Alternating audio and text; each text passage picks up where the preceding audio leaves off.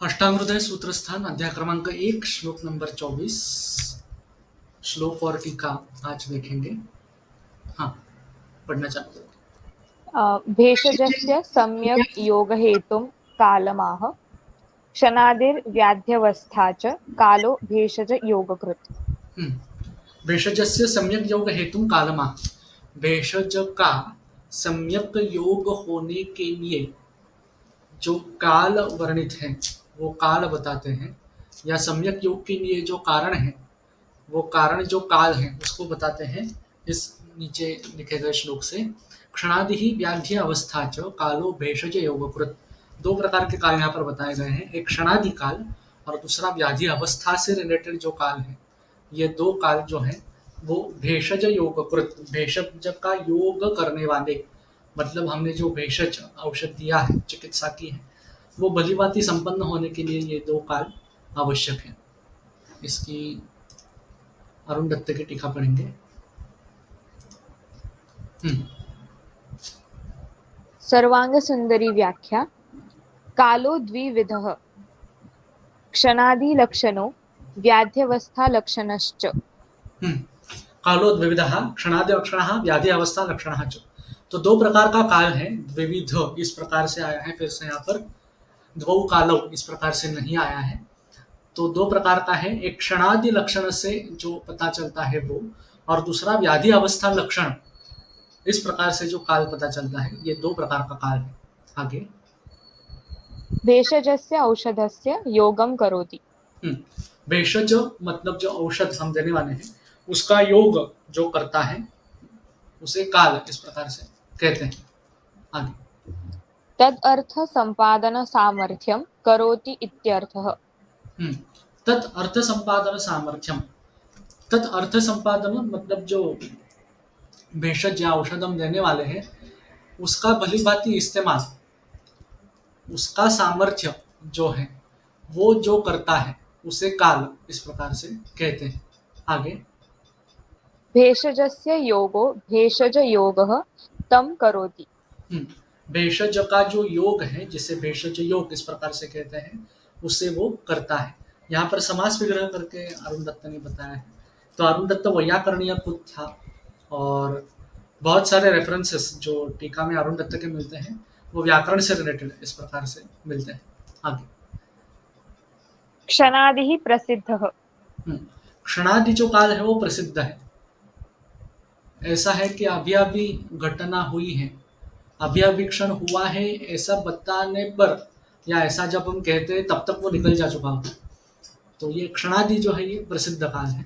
आगे आदि ग्रहणाल्लव त्रुटि मुहूर्त याम अहोरात्र पक्षम पक्षमासर्त्वयन संवत्सराणां परिग्रहः। आदिग्रहणात लव त्रुटि मुहूर्त याम अहोरात्र पक्ष मास ऋतु अयन संवत्सराणाम परिग्रह। पक्षमासर्त्वयन ये जो है ये संधि विग्रह है, यहाँ पर ऋतु अयन इस प्रकार से है वो। तो एक क्षणादि करके जो काल है वो प्रसिद्ध है। क्षणादि ही आदि है ना उसमें, तो आदि ग्रहणात आदि से क्या क्या लेना है, तो यह अलग काल यहाँ पर उन्होंने बताया है कि लव, फिर त्रुटि, फिर उसका मुहूर्त, फिर याम, अहोरात्र, फिर पक्ष, मास, ऋतु, अयन और संवत्सर, इसका परिग्रह, मतलब ये आदि में काल जो है वो लेना चाहिए। आगे क्षणादि कालस्य उदाहरणम्। क्षणादि काल का अब उदाहरण वो देते हैं। आगे यथा पूर्वाह्ने वमनं देयं मध्याह्ने तु विरेचनम्। आगे मध्याह्ने किञ्चिदावृत्ते वस्तिं तद्याद्विचक्षणः। यथा पूर्वाह्ने वमनन्देयं मध्याह्ने तु विरेचनं मध्याह्ने किंचिदावृत्ते वस्तिं दद्यात् विचक्षणः। पूर्वाह्ने, पूर्वाह्ने अह मतलब दिन, दिन का पहला भाग, पूर्व भाग, मतलब सुबह का काल जो होता है उसमें वमन देना है। मध्याह्ने तो विरेचनम, दिन का मध्य भाग, उसमें विरेचन चिकित्सा करनी है। मध्याह्ने किंचित आवृत्ते, किंचित आवृत्ते थोड़ा मध्याह्न का काल गया हो तो उस काल में बस्तिम दद्यात विचक्षण, विचक्षण जो शास्त्र जानने वाला, ज्ञान होने वाला, जो बुद्धिमान इस प्रकार का वैद्य है, उसको बस्ती थोड़ा मध्यान्ह हो जाने के बाद बस्ती इस प्रकार से देना है। तो एक क्षणादि काल का उदाहरण यहाँ पर बताया है। आगे व्याध्यवस्था साम निराम मृदु मध्य तीक्ष्णत्वात् अद्यो तीक्ष्णत्वात् त्यज्योषध विसृष्टिः। व्याधि अवस्था साम निराम मृदु मध्य तीक्ष्णत्वात् तत्तत् योग्य औषधि विसृष्टि, औषध विसृष्टि इस प्रकार से है। तो व्याधि अवस्था ये व्याधि से रिलेटेड अवस्था जो व्याधि के निदान में आती है, और कई अवस्था ऐसे ऐसे भी हैं कि वो उस व्याधि का चिकित्सा जब हम पढ़ते हैं तब अवस्था हमको अच्छी प्रकार से समझ में आती है। तो व्याधि अवस्था साम व्याधि, निराम है, मृदु है, मध्य है, तीक्ष्ण है, ये सब होने की वजह से तत्त योग्य औषध, उस अवस्था में जो जो योग्य औषध है उसकी विसृष्टि, विसृष्टि मतलब औषध देना, विसर्जन करना या देना, ये व्याधि अवस्था की उदाहरण नहीं कह सकते, व्याधि अवस्था का लक्षण इस प्रकार से बताया गया है। यथा आगे यथा लंघनं स्वेदनं कालो यवाग्वस्तिक्तको रसः मलानां पाचनानि स्युः यथावस्थं क्रमेण वा। अब ये ज्वर चिकित्सा का फेमस सूत्र इस प्रकार से है। लंघनम स्वेदनम कालो यवाग्वाह तिक्तको रसाः मलानां पाचनानि स्युः यथावस्थं क्रमेण वा। लंघन, स्वेदन, काल, यवागु और तिक्त रस मलानां पाचनानि स्युः यथावस्थं क्रमेण वा। ये 6 जो चीजें हैं, लंघन, स्वेदन, काल, यवागु, तिक्त रस, 5 चीजें, सॉरी, ये जो 5 चीजें हैं ये मल के पाचन, मल मतलब दोष यहाँ पर लेने हैं, दोषों के पाचनार्थ इसका इस्तेमाल करना है। और किस प्रकार से है वो, यथावस्थम क्रमेण वा। जो अवस्था ज्वर की रुग्ण में चालू है उस अवस्था के हिसाब से एक तो आपको मल का पाचन करना है, अदरवाइज क्रमेण वा, या ज्वर आने के बाद ये क्रम है, इस क्रम से आपको उसका पाचन इस प्रकार से करना है। तो यहाँ पर दोनों उन्होंने दिए हैं, यथावस्थ भी कर सकते हैं या क्रमेण भी कर सकते हैं। रुग्ण हमारे पास जिस कंडीशन में, अवस्था में आता है उसके बाद वाली अवस्था हमें चिकित्सा में इस प्रकार से करनी पड़ती है। आगे यथा ज्वरे पेयाः कषायाश्च सर्पिः क्षीरं विरेचनं त्र्यहं वा षडहं युञ्जाद्वीक्ष्य दोषबलाबलम्। ज्वरे पेयाः कषायाः च सर्पिः क्षीरं विरेचनं त्र्यहं वा षडहं युञ्जात् वीक्ष्य दोष बल अबलम। ज्वरे मतलब ज्वर में, पेया, कषाय, सर्पी, क्षीर और विरेचन, ये जो चीजें हैं, 5 चीजें यहाँ पर बताई गई हैं। तो ये योजात, योजात मतलब इसकी योजना करनी है। कब करनी है, त्र्यहम व षडहम, 3 दिन बाद या 6 दिन बाद इसकी योजना जो है वो आपको करनी है। इसमें ज्वर का मृदुत्व होना ये सबसे महत्वपूर्ण चीज है। उसके बाद ही आप पेया, कषाय, सर्पी, क्षीर, विरेचन इस प्रकार से चिकित्सा कर सकते हैं। और वो भी कैसे है, वीक्ष्य दोष बलाबलम, दोषों का बल और अबल इस प्रकार से देखकर आपको 3 दिन के बाद या 6 दिन के बाद इनकी योजना करनी है। अगर बल कम है तो आप विरेचन के लिए डायरेक्ट नहीं जा सकते, तो बल बढ़ाने के लिए आपको पहले पेया देनी पड़ेगी, फिर क्षीर का इस्तेमाल करना पड़ेगा, या दोष पाचन और बलदायक कषाय अगर कोई है तो वो देने पड़ेंगे। तो दोष बल और अबलत्व को देखकर ये चीजें आपको करनी है। या फिर से व्याधि अवस्था इस प्रकार से है, या फिर 3 दिन के बाद या 6 दिन के बाद जब साम ज्वर कम होते होते निराम अवस्था आ जाती है तब उसमें ज्वर में ये पेयादि जो है वो देने हैं। आगे यथा मृदुः ज्वरो लघुः देहश्चलिताश्च मला यदा अचिरज्वरितस्य अपि भेषजं योजयेत् तदा। मृदुः ज्वरो लघुः देहः चलिताः च मला यदा अचिरज्वरितस्यापि भेषजं योजयेत् तदा।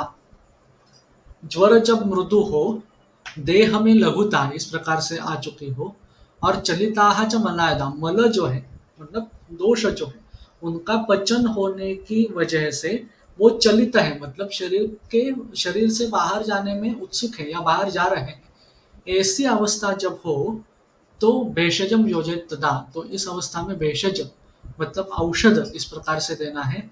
और आगे कंडीशन क्या है, अचिर ज्वरितस्यापि, चिर मतलब बहुत समय तक जो ज्वर है, अचिर मतलब जल्दी जो ज्वर आया हुआ हो, या ज्वर आने के बाद अगर ये तीन लक्षण जो है, ज्वर में मृदुता, देह में लघुता और चलित मन, ये तीन चीजें जो है ये अगर झट से भी आ जाती हैं तो भी आप भेषज इस प्रकार से दे सकते हैं, वरना ज्वर चिकित्सा सबने पढ़ी है, पहले तो भेषज कोई आता ही नहीं है। सिर्फ गर्म पानी पीना इसी प्रकार से चिकित्सा आती है। और लंघन, उपवास, ये प्रधान चिकित्सा ज्वर में पूर्वावस्था में भी है और जो लक्षणावस्था है उसमें भी है, रूपावस्था उसमें भी है। तो अचिर ज्वलित ऐसी अवस्था है झट से ये तीनों लक्षण हैं, तो भेषज इस प्रकार से हमें उसकी योजना करनी है। तो ये ज्वर की स्पेसिफिक अवस्था ये है जो व्याधि अवस्था इस कैटेगरी के अंडर जाता है। आगे अस्याम् अवस्थायां दत्तम् औषधम् आरोग्याय भवति। इस अवस्था में, अस्याम अवस्थायाम औषधम दत्तम, जो औषध दिया हुआ है वो आरोग्याय भवति, वो आरोग्य के लिए हितकर या आरोग्य को निर्माण करने वाला इस प्रकार से होता है। अगर अवस्था हमारी कोई गलत हो गई तो फिर व्याधि बढ़ता है, व्याधि संकर निर्माण होते हैं, व्याधि के उपद्रव भी दिखते हैं। तो इस प्रकार से भी अवस्था अगर गलत हो गई तो अनुपशय इस प्रकार से हमें प्राप्त होता है। लेकिन परफेक्ट अवस्था में अगर औषध दिया जाए तो प्रायः करोति अहोरात्र, 24 घंटे में जो भेषज हमने दिया है वो कार्य करता है। और एटलीस्ट 24 घंटे में 50% तो कम पेशेंट को लगना ही चाहिए, जो भी सिम्टम्स उसे हो। आइडियली सब सिम्टम जाने चाहिए जो ग्रंथों को अपेक्षित है, तो ये हो सकता है। इसके लिए हमारा डायग्नोसिस जो है वो अच्छे प्रकार से भली-भांति होना चाहिए और अवस्था जो व्याधि की है वो परफेक्टली कैच होनी चाहिए। हेमाद्रि की टीका देखेंगे। आयुर्वेद रसायन व्याख्या काल भेद द्वयम आह क्षणादि इति। हम्म, काल के दो भेद यहाँ पर बताते हैं क्षणादि इस श्लोक से। आगे तच्च क्षणादिः क्षणादि रूपो व्याध्यवस्था रूपश्च। ये जो है काल, ये दो प्रकार का है, एक क्षणादि रूप इस प्रकार से और दूसरा व्याधि अवस्था रूप इस प्रकार से काल है। क्षणो मात्रा आदि शब्दात् काष्ठा कला नाड़ी नाड़ी नाडिका नाडिका मुहूर्त याम अहोरात्र पक्ष मासः त्वयन वर्षाणि। मास ऋतु अयन वर्षाणी इस प्रकार से। क्षणों मात्रा, क्षण मतलब एक मात्रा। अब मात्रा की व्याख्या जो है वो अष्टांग हृदय में ही आगे जो गंडूशादि विधि अध्याय इस प्रकार से आता है, उसमें कर्ण पूर्ण वर्णन करने के बाद मात्रा की जो ये है लक्षण है वो वहाँ पर बताते हैं। पलक जब हम झपकते हैं तो उसमें जितना टाइम जाता है उसको एक मात्रा या एक क्षण इस प्रकार से कहते हैं। आदि शब्दात, आदि शब्द से क्या क्या लेना है, तो ये काष्ठा कला नाड़िका, ये यूजी फर्स्ट ईयर में जो क्षणादि से लेकर काल की गणना इस प्रकार से होता है तो उसमें ये सब आता है। ये इन्होंने यहाँ पर भी एक्सप्लेन किया है। काष्ठा कला नाड़िका मुहूर्त याम अहोरात्र पक्ष मास ऋतु आयन और वर्ष, ये आदि शब्द में आता है। आगे तत्र अक्षि निमेषो मात्रा ताः 15 काष्ठा तस्त्रिंशत् कला ताः स 10 भागा 20 नाडिका ते 2 मुहूर्तः ते तुल्य रात्रिं दिवे राशिभागे 4 पादोना यामः तैश्चतुर्भिः अहोरात्रिश्च 15 अहोरात्राः पक्षः तौ द्वौ मासः तौ द्वावृतुः ते त्रयो अयनं ते 2 वर्षम्। हम्म, जैसे मैंने पहले बताया था, अक्षिनिमेषो मात्रा, पलक झपकने में जितना टाइम लगता है उसको उसको मात्रा इस प्रकार से कहते हैं। या दूसरी भी व्याख्या वहाँ पर की हुई है कि अपना दाहिना हाथ लेकर दाहिने घुटनों के मतलब जानू जो है वहाँ पर लेकर एक जानू को सर्कल करने में कितना टाइम लगता है उसे एक मात्रा इस प्रकार से कहते हैं। तर अक्षिनिमेष इज मात्रा, ताः पंचदश काष्ठा, 15 मात्रा या 15 क्षण इज इक्वल टू एक काष्ठा, ताः त्रिंशत् कला, 30 काष्ठा इस प्रकार से एक कला इस प्रकार से होता है। ताः सदश भागा विंशतिः नाड़िका, ऐसे 20 मतलब 20 प्लस 10 1/10 इस प्रकार से जो कला है उसको नाड़िका, एक नाड़िका इस प्रकार से कहते हैं। ते द्वे मुहूर्तः, दो नाड़िका मतलब एक मुहूर्त। ते तुल्यरात्रिं दिवे राशिभागे चत्वारः पादोना यामः। ते तुल्यरात्रिं दिवे राशिभागे चत्वारः, ते मतलब जो मुहूर्त है, दो मुहूर्त, वो तुल्य रात्रि और दिवा इस प्रकार से जो राशि भाग है मतलब पूरी रात और पूरा दिन इस प्रकार से जो है उसका 1/4 पार्ट उसे एक याम इस प्रकार से कहते हैं। तैहि चतुर्भिः अहोरात्रिः च, 4 याम, चतुर्भिः मतलब 4 इस प्रकार से दिन और रात्रि, इसको 4 से मल्टीप्लाई करेंगे तो ये अह और रात्रि इस प्रकार से होते हैं। मतलब 4 याम इज इक्वल टू एक दिन और 4 याम इज इक्वल टू एक रात्रि इस प्रकार से है। पंचदश अहोरात्राः पक्षः, 15 अह और रात्र, दिन और रात्र, इसको पक्ष कहते हैं। तौ द्वौ मासः, दो पक्ष मतलब एक मास इस प्रकार से है। तौ द्वौ ऋतुः, दो मास मतलब एक ऋतु इस प्रकार से है। ते त्रयो अयनम, 3 ऋतु यानी कि एक अयन इस प्रकार से है। ते द्वे वर्षम, और 2 अयन मतलब एक वर्ष इस प्रकार से है। आगे व्याध्यवस्था आम पच्यमान पक्व नव पुराण तीक्ष्ण मृदुत्वादयः। व्याधि अवस्था आम पच्यमान पक्व नव पुराण तीक्ष्ण मृतत्वादय, ये व्याधि अवस्था है। आमावस्था, पच्यमानावस्था, पक्वावस्था, नव व्याधि अवस्था, पुराण व्याधि अवस्था, तीक्ष्ण अवस्था, मृदुत्वादय, मृदु अवस्था, ये जो है ये सारे विशेषण जो लगते हैं, ये जो अवस्था है ये व्याधि से रिलेटेड, व्याधियों की अवस्था इस प्रकार से है। आगे देशकालयोः उपयोगम आह भेषज योगकृत इति। अभी देश और काल इसका उपयोग कहते हैं भेषज योगकृत इस शब्द से। आगे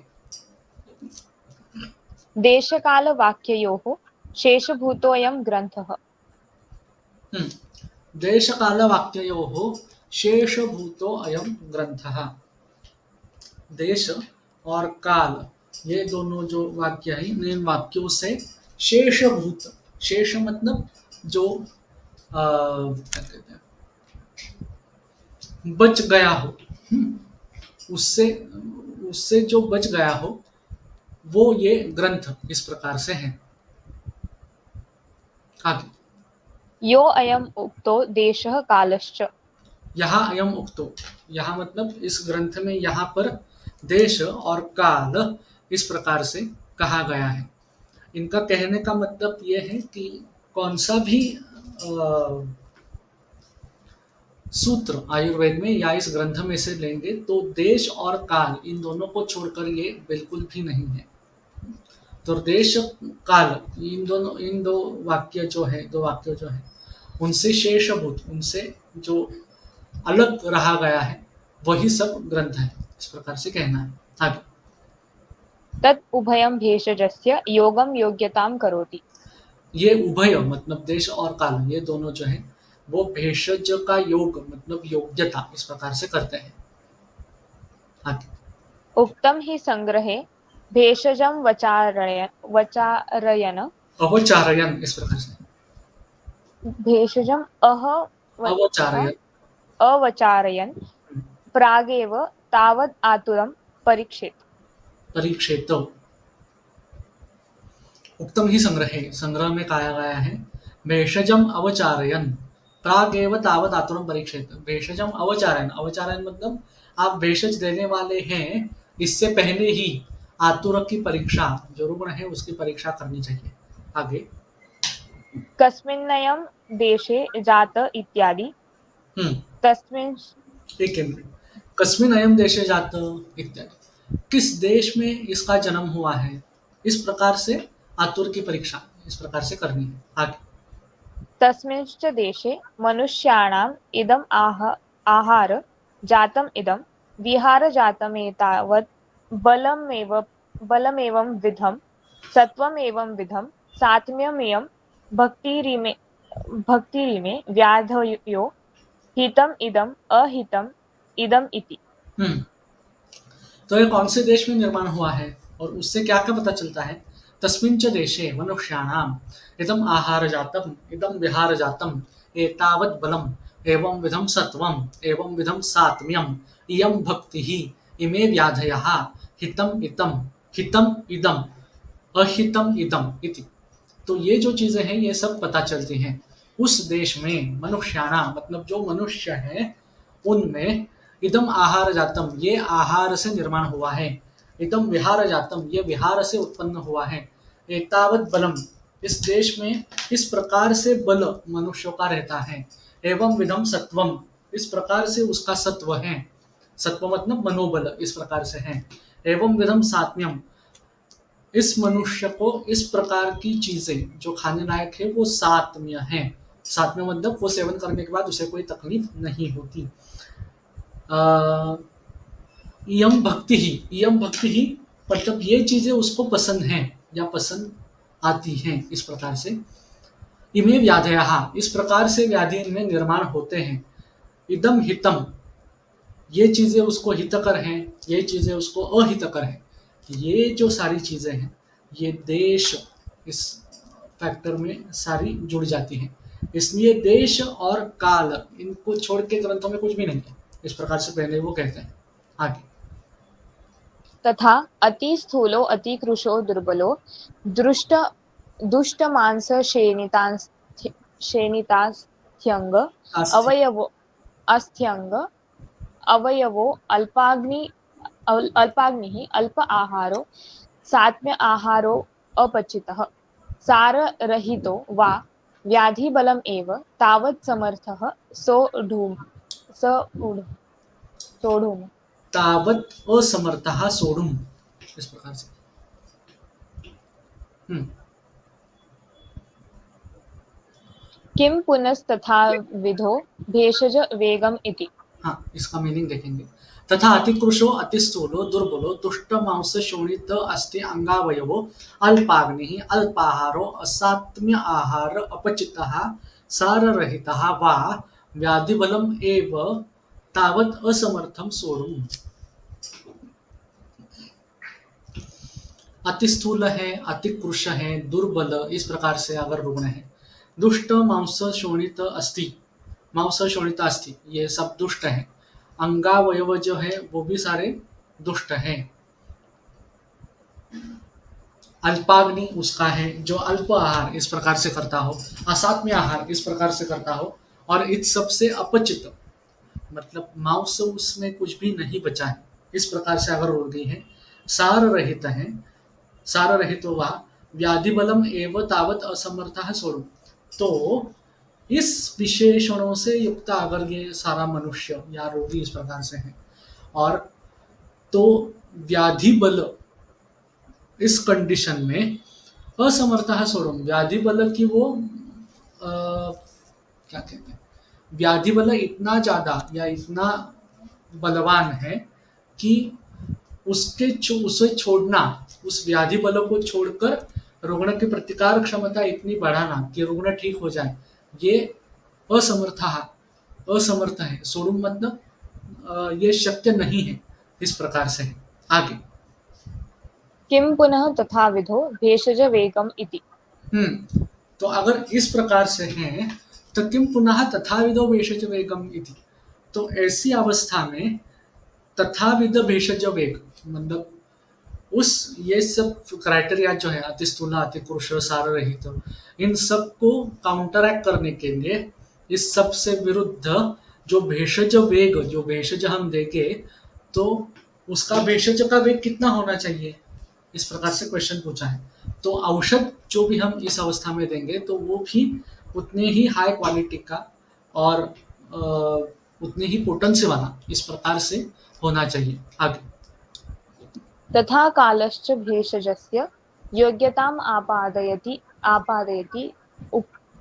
इति उपक्रम्य शीतोष्णवर्षालक्षणा ऋतव इत्याद्युपक्रम्य औषध ग्रामस्त्वित्यादि। हम्म, तथा कालः च भेषजस्य योग्यताम् आपादयति इति उपक्रम्य काल काल जो है वो भेषज योग कृत इस प्रकार से कहा गया है ना, तो वो भेषज की योग्यता निर्माण करता है, आपादयति या देता है, इति उपक्रम्य इस प्रकार से उपक्रम करके शीत उष्ण वर्षा दक्षिणा ऋतवः इत्यादि उपक्रम्य, ये शीत उष्ण वर्षा इस प्रकार से जो ऋतु है उनका उनके हिसाब से उपक्रम करके औषध ग्राम तो इत्यादि, औषध ग्राम मतलब औषध जो देना है आपको वो एक तो काल जो है जो भेषज की योग्यता दर्शाता है उसको शीत उष्ण वर्षा दक्षिणा ये जो ऋतु है वो देखकर औषध ग्राम इस प्रकार से आपको करना है आगे, या औषध आपको देना है। तथा तस्मात् साधारणेष्वेव तदन्तरालेषु वमनादीनि योजयेत् इति। तथा मतलब इसीलिए या इसी प्रकार से तस्मात् साधारणेषु एव तदंतरालेषु वमनादीनि योजयेत्, साधारण ऋतु जो हमारे यहाँ वर्णित है श्रावणे कार्तिके चैत्रे मासी साधारणे क्रमात् ग्रीष्म वर्षा हिमचितान वायवादीनाशु निर्हरेत, वाग्भट सूत्रस्थान अध्याय क्रमांक 13 में सूत्र आता है। तो ये साधारण काल जो है उसके अंतराल में, अंतराल मतलब उस काल में वमन आदि जो चीजें हैं शोधन प्रक्रिया आपको करनी है, वमन बस्ती और विरेचन वो जो है वो तब आपको इस्तेमाल करने हैं या उसकी योजना करनी है। तथा आतुरावस्थासु तु काल अकाल संज्ञा। अब ये दूसरा अर्थ यहाँ पर बता रहे हैं, तथा मतलब उसी प्रकार से आतुरावस्थासु तु काल अकाल संज्ञा, आतुर की जो अवस्था रहती है रुग्ण की अवस्था उसमें भी काल और अकाल ये दोनों संज्ञा जो है ये उसको भी इस्तेमाल में की जाती है कि इस अवस्था में भेषज देना ये काल है या इस अवस्था में भेषज ना देना ये अकाल है।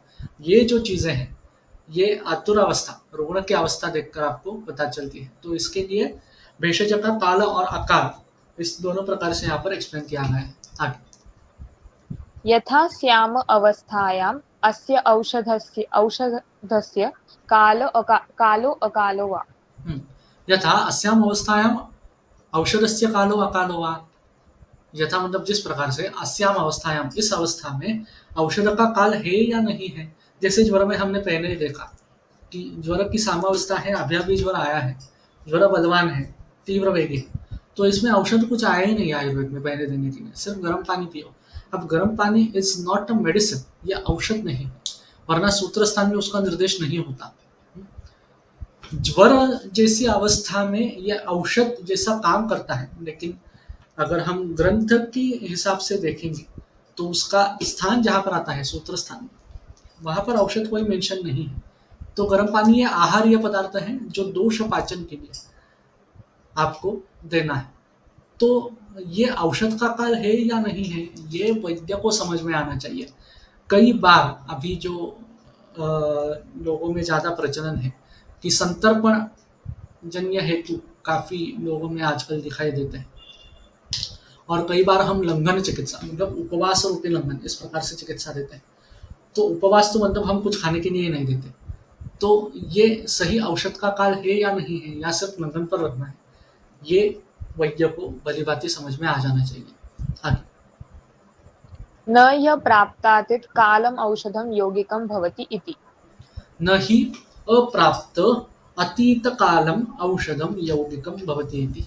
नहीं अप्राप्त और अतीत काल मतलब अभी काल नहीं है अप्राप्त, लेकिन फिर भी हमने औषध दे दिया, या अतीत काल औषध का काल कब से निकल चुका हाथ से, फिर थोड़ी देर बाद, बहुत देर बाद इस प्रकार से हमने कुछ औषध दे दिया, तो न यौगिकम भवति, ये जो है ये यौगिक इस प्रकार से होता नहीं है। तो इसकी जो सद्य फल आपको मेडिसिन देने के बाद मिलने हैं, ये नहीं मिलते। अप्राप्त काल में मेडिसिन दे दिया, तो मेडिसिन मतलब जो औषध है ये खुद एक द्रव्य है, और द्रव्य को पचाने के लिए उतना अग्नि सक्षम अंदर होना चाहिए। तो जहाँ पर लंघन की ही आवश्यकता है, उपवास की ही आवश्यकता है, वहाँ पर उपवास यही चिकित्सा है। तो उसमें अप्राप्त अगर काल है तो मेडिसिन औषध देना ही नहीं। और अतीत काल, रुग्ण उपद्रव अवस्था में है, कास श्वास इस प्रकार से है, मृत्यु सूचक लक्षण है, या मृत्यु समीप आ चुका है, और आप कहेंगे कि नहीं औषध नहीं मिल रहा, मुझे टाइम नहीं है, इस प्रकार से, और कुछ कारण की वजह से अतीत काल में औषध चला गया, तो रुग्ण की मृत्यु इसमें हो सकती है। तो ये यौगिक इस प्रकार से नहीं। या फिर जो वेगावस्थाएं आती हैं, जैसे चर्बी का वेग है, अपस्मार का वेग आता है, वातव्याधियों में वेग इस प्रकार से, अपतंत्र, अपतान, पक्षाघात में वेग आते हैं, तो वेगावस्था की चिकित्सा अलग है। उसमें अतीत काल औषध देने से कुछ फायदा नहीं होता। उस वक्त जो भी आपको करना है वो इमीडिएट डिसीजन लेके कुछ ना कुछ तो करना है, ताकि रुग्ण के प्राण बच जाए, या वेग जो है वो वेग उपशम हो जाए। तो उसके लिए सही अवस्था व्याधि की जानकर उस अवस्था में अगर औषध देंगे, तो ये अच्छा भली-भांति इस प्रकार से रुग्ण की भी सेवा या रुग्ण को भी फायदा इस प्रकार से मिलता है। आज यहीं पर रुकेंगे।